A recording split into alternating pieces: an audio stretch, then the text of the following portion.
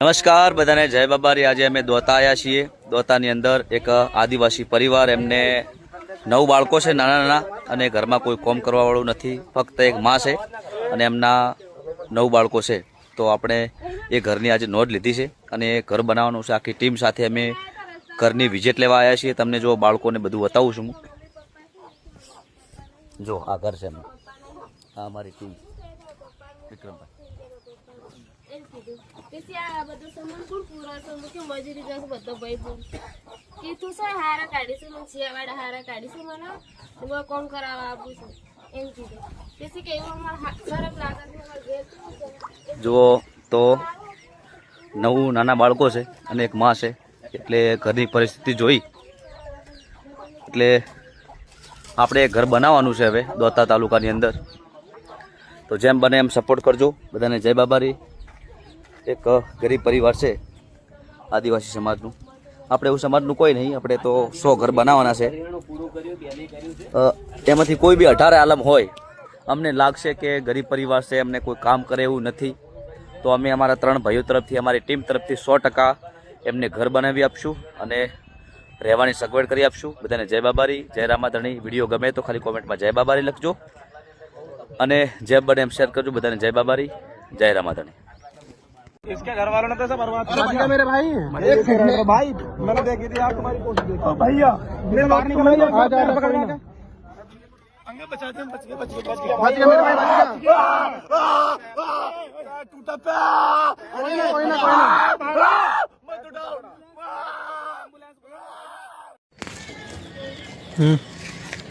विनू के भी बोल रहा हूँ। वीरिया भाभी आए आई जाए विनू की दे भाभी ये सोरो ले मेलिन गड़िक में आ जाए। यहां मेरे नाम तो हेलो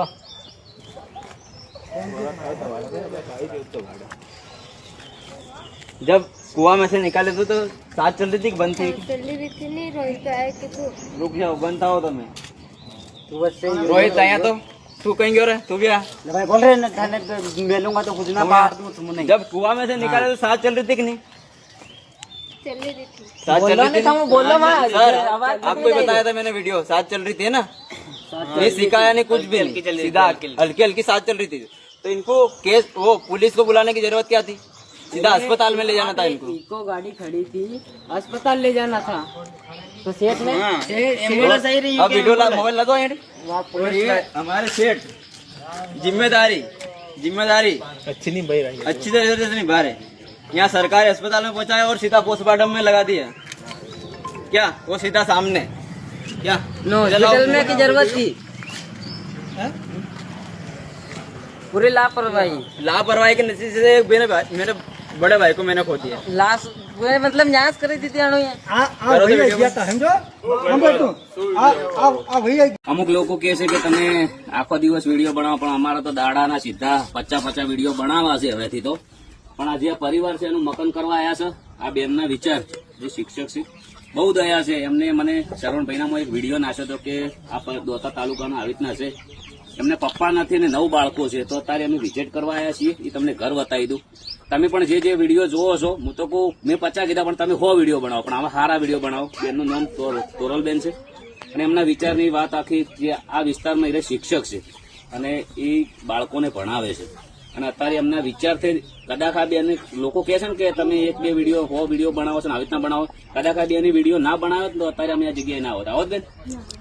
એટલે પરિવાર જોઈ લઈએ। એક ફોન ઉપર એક જ વાર મારે ખાલી કહેવું પડ્યું છે, જે ખરાબ ટિપ્પણી કરે ને મને કોઈ શીખવાડ્યું નહીં ભાઈએ, પણ ખરેખર સાચું છે કે મેં એક જ મેસેજ છોડ્યો હતો અને મને વિશ્વાસ હતો। એટલે એમના અંદર જે માણસ તો બધા હોય, પણ અંદર માણસાઈ ન હોય ને તો માણસ ના કહેવાય। અને મારા બેન તમારી વાત, મારા વિચાર હતા કે એક જ દિવસે જે 2 મકાનના મુહૂર્ત કરું છે એવાના, ત્યાં 4થા નંબરનું છે, 5મા નંબરનું બીજું એક જ દિવસની અંદર કરવા ટૂંક જ સમયમાં થઈ જશે બેન। તમારે હું બોલે કે ગબ્બર ઠાકોર બોલે આ મકાન પૂરું કરી આલીશ, થઈ જશે। ચલો જોઈ લઈએ।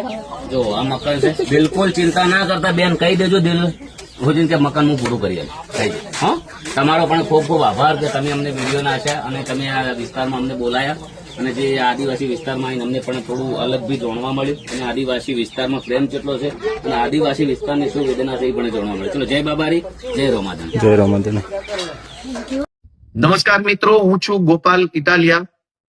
2 દિવસીય ગુજરાતના પ્રવાસ ઉપર આમ આદમી પાર્ટીના રાષ્ટ્રીય કન્વીનર અરવિંદ કેજરીવાલજી આવી રહ્યા છે. આ 2 દિવસના કાર્યક્રમોની માહિતી આપ સૌને હું આપવા માંગુ છું. છેલ્લા 10 કરતા પણ વધુ દિવસોથી માનનીય શ્રી ઈશુદાનભાઈ ગઢવી અને માનનીય અમારા યુવા ખેડૂત આગેવાન પ્રવીણભાઈ રામના નેતૃત્વમાં પરિવર્તન લાવો ખેડૂત બચાવો યાત્રા ચાલી રહી છે. ગામડે ગામડે ખૂબ વિશાળ જન પ્રતિસાદ મળી રહ્યો છે. જે રીતે ગુજરાતમાં 30 વર્ષથી ભાજપની સરકાર હોવા છતાં પણ સિંચાઈનું પાણી, વીજળી, ખાતર, જમીન મહેસૂલની બાબતો હોય કે ટેકાના ભાવે ખરીદી હોય, બિયારણની બાબત હોય, તમામ ક્ષેત્રમાં ખેડૂત દુખી છે. ત્યારે પરિવર્તન એ જ ઉપાય, પરિવર્તન લાવવાથી જ ગુજરાતના ગામડાઓ, ખેતી અને ખેડૂત અને ખેત મજૂરોનું ભલું થશે એવો સંદેશ લઈને પ્રવીણભાઈ અને ઈશુદાનભાઈ જે યાત્રા લઈને નીકળ્યા છે એ યાત્રાનું સમાપન આવતીકાલે એટલે કે 8 માર્ચ 2026 રોજ ગાંધીનગર ખાતે રામકથા મેદાનમાં થવાનું છે.